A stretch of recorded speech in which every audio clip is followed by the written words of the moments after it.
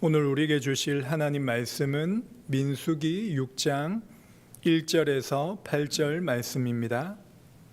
제가 가진 성경은 구약 성경 203페이지입니다.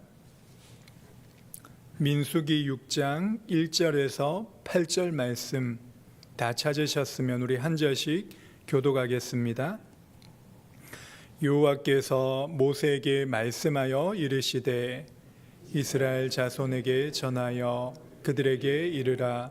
남자나 여자가 특별한 서원 곧 나실인의 서원을 하고 자기 몸을 구별하여 여호와께 드리려고 하면 포도주와 독주를 멀리하며 포도주로 된 초나 독주로 된 초를 마시지 말며 포도주즙도 마시지 말며 생포도나 건포도도 먹지 말지니 자기 몸을 구별하는 모든 날 동안에는 포도나무 솟아는 씨나 껍질이라도 먹지 말지며 그 서원을 하고 구별하는 모든 날 동안은 삭도를 절대로 그의 머리에 대지 말 것이라.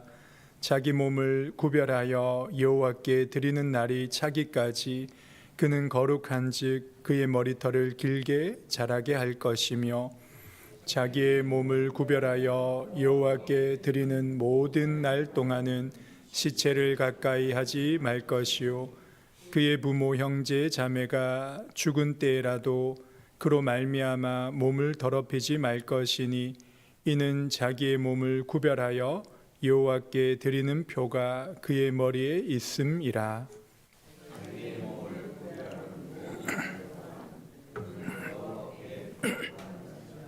아멘.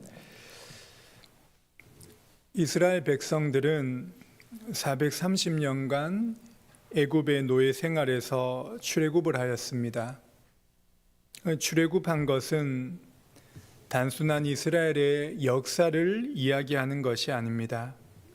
이스라엘의 역사를 통해서 하나님의 구원하시는 일을 보여주는 구속사의 이야기를 우리를 성경을 통해서 나타내 주시는 것입니다. 하나님의 전적인 은혜로 애굽 바로의 노예 상태 속에서 구속함을 받아 하나님이 백성이 된 것입니다. 하나님께서 그들을 백성으로 부르셔서 하나님의 백성답게 살아가도록 시내산에서 율법을 주셨습니다. 그리고 하나님이 그들과 함께 하시기 위해 성막을 만들어 주셨습니다. 모세는 성령의 감동을 받아 창세기부터 신명기까지 5권의 성경의 말씀을 기록하였습니다. 네 번째 성경인 민수기서는 하나님의 말씀하신 대로 약속의 땅 가나안을 가기 위한 준비의 과정을 기록한 것입니다. 광야 40년의 생활 속에서 성막 중심의 삶을 보여주십니다. 그리고 여호와의 군대로 군사를 계수하며 준비하는 모습을 보여주시면서 가나안 정복을 위해 전열을 준비하는 것입니다. 광야에서 일어나는 수많은 일들을 보면서 오늘날 광야 같은 세상을 살아가는 우리에게도 거울과 같은 말씀을 우리에게 주실 것입니다. 오늘 본문은 나실인에 관한 내용이 나옵니다. 민수기 6장 우리 1절에서 2절 말씀을 함께 읽어보도록 하겠습니다. 1절 2절입니다. 시작. 여호와께서 모세에게 말씀하여 이르시되 이스라엘 자손에게 전하여 그들에게 이르라. 남자나 여자가 특별한 서원 곧 나실인의 서원을 하고 자기 몸을 구별하여 여호와께 드리려고 하면, 나실인이란 하나님을 위하여 구별된 자, 바쳐진 자라는 뜻입니다.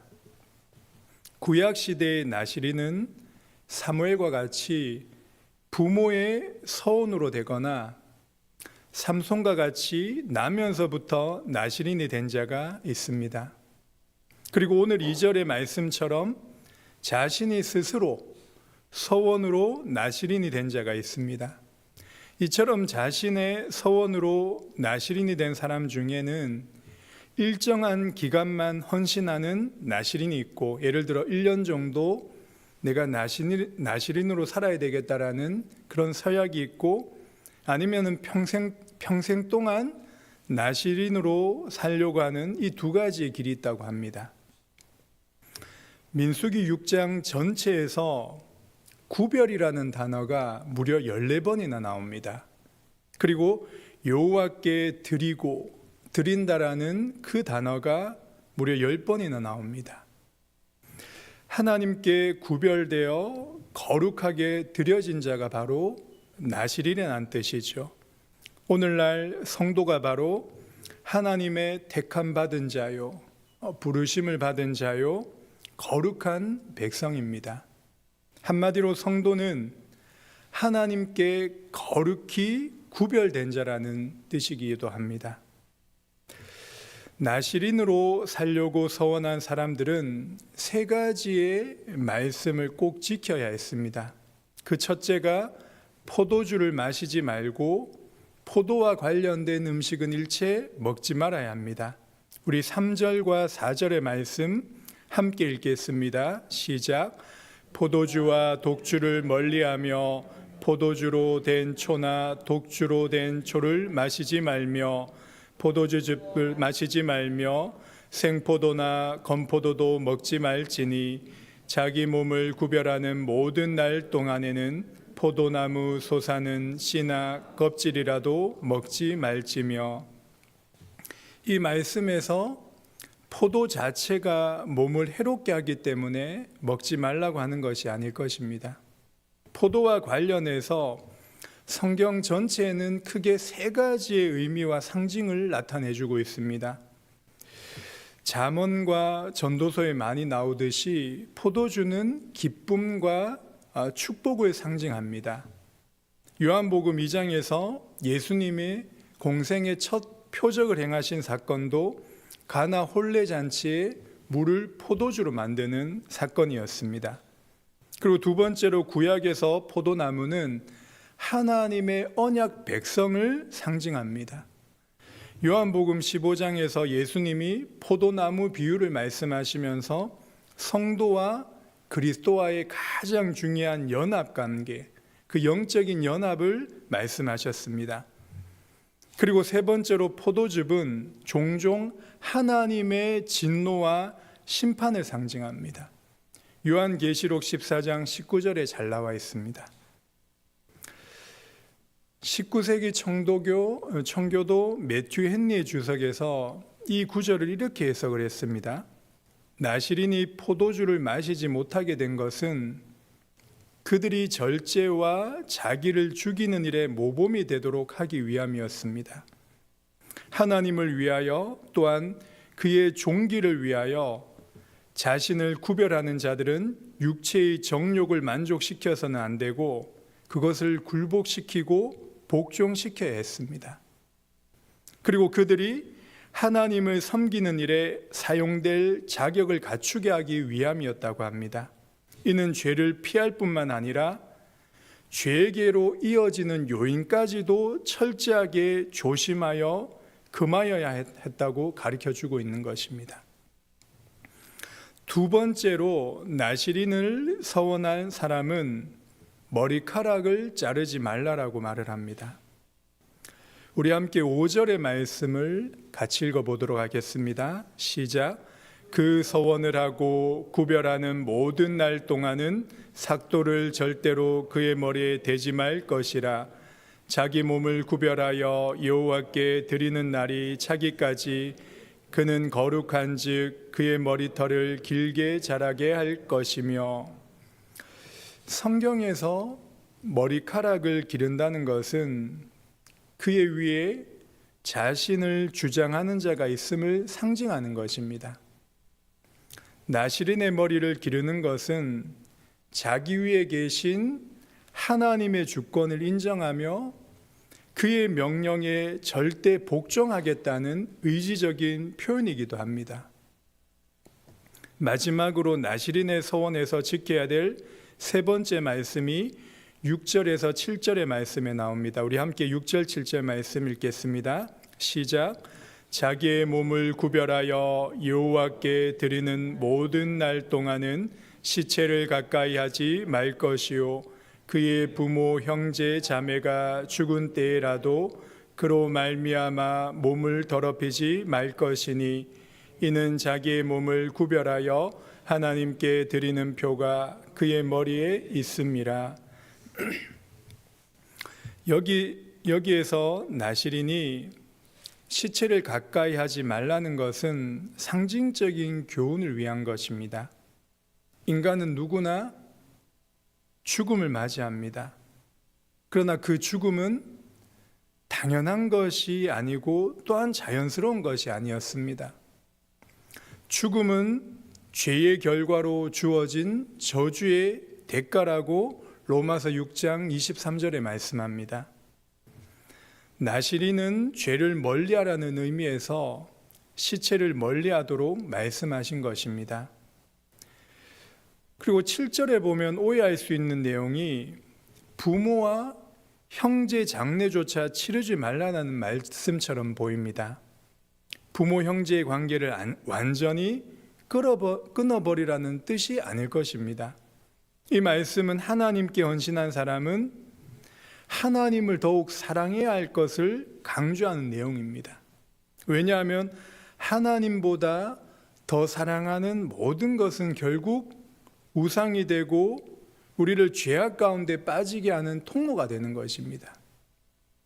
그것이 부모와 가족이 될 수 있고 배우자나 자녀가 될 수 있고 물질과 같은 돈과 육신의 쾌락이 될 수 있는 것입니다.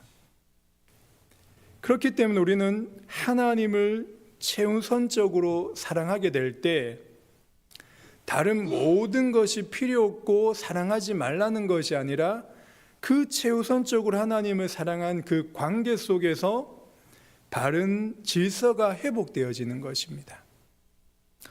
어떻게 보면 이 세상의 많은 문제는 이 우선순위가 무너진 관계에서 시작된 것이라고 볼 수 있습니다.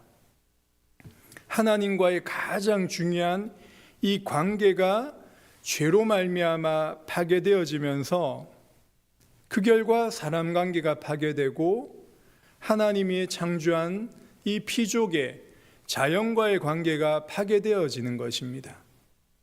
그래서 우리는 모든 일의 우선순위가 바로 하나님과의 그 관계를 바로 회복하는 것, 그 하나님을 최우선적으로 사랑할 때 다른 모든 것에서 질서가 확립되어지는 것입니다. 말씀을 맺겠습니다. 하나님께서 나시린에 관한 이 법규를 통해 우리에게 말씀하시는 내용이 무엇이겠습니까? 구약의 의식적인 율법은 신약에 와서 예수 그리스도 안에 완전히 폐지되었습니다. 율법에는 크게 세 가지의 종류가 있습니다.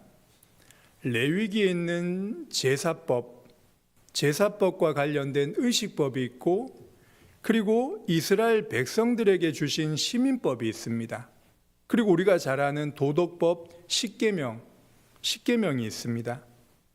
그리스도께서 오셔서 율법을 완성시키고 폐하셨다는 말은 이 제사법인 의식법과 시민법 이 두 가지가 그리스도께서 성취하셨기 때문에 이제 더 이상 필요가 없는 것입니다. 그래서 레위기에 나오는 먹지 말라는 음식도 먹을 수 있는 것이고, 또 이스라엘 백성들이 지켰던 그 시민법이 우리는 구속받지 않는 것입니다. 다만 십계명인 도덕법은 폐하여진 것이 아닙니다.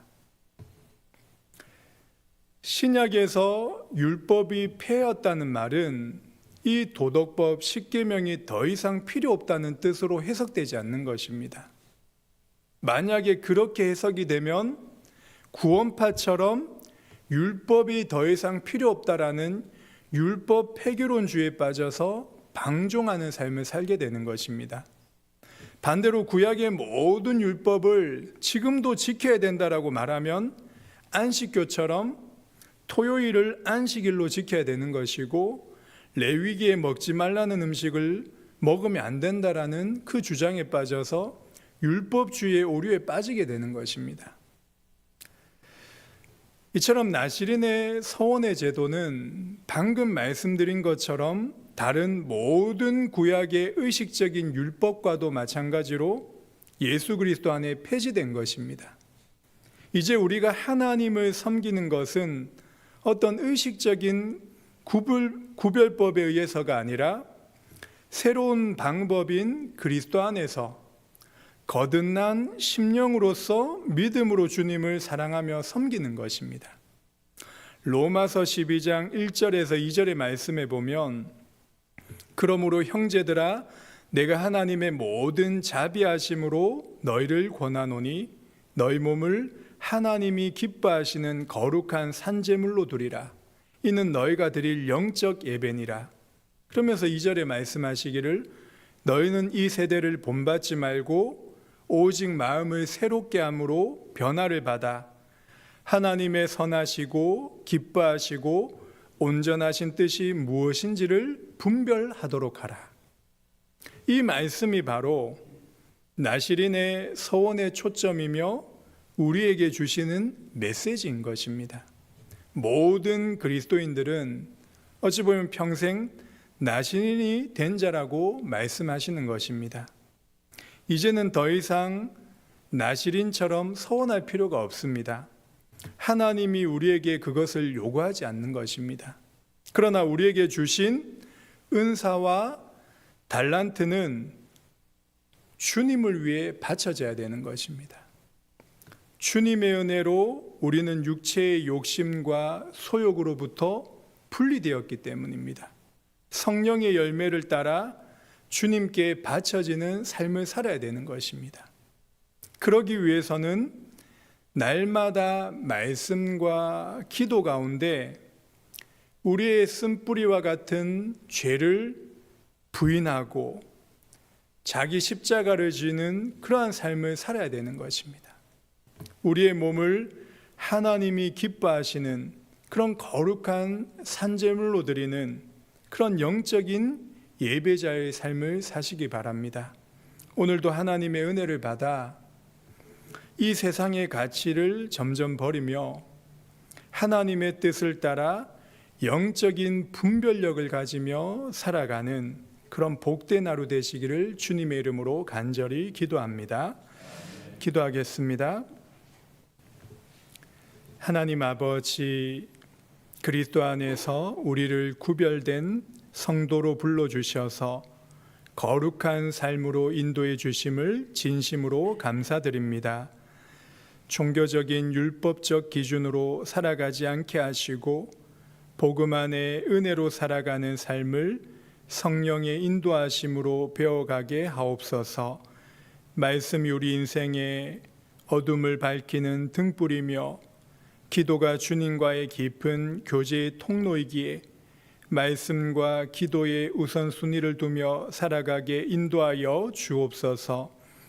오늘 저녁에 있을 청년부 성경 통독 마지막 시간을 축복하여 주셔서 청년의 때 하나님의 말씀을 가까이 하며 바른 신앙으로 자라게 인도하여 주옵소서. 육신의 질병으로 고통 속에 있는 성도들을 위로하여 주셔서 주님만이 주실 수 있는 은혜를 베풀어 주옵소서.